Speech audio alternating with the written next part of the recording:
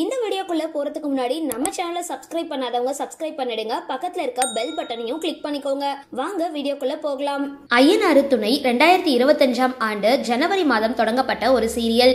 இப்போ சின்ன திரை ரசிகர்கள் அதிகம் விரும்பி பார்க்குற ஒரு தொடரா இருக்கு.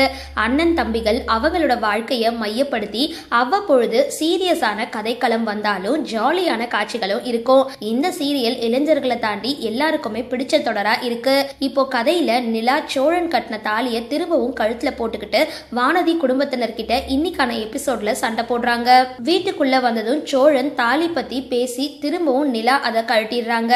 அதுக்கப்புறம் எல்லாருமே கொஞ்சம் ஜாலியா இருக்க கடற்கரை போயிட்டு என்ஜாய் பண்றாங்க. தற்பொழுது சோழனா நடிச்ச ரசிகர்களை கவர்ந்துட்டு வர அரவிந்துக்கு 10வது விஜய் டெலிவிஷன் நிகழ்ச்சியில விருது கிடைச்சிருக்கு. அப்போ அவரை பத்தின ஒரு ஏவி காட்டப்பட்டிருந்தது.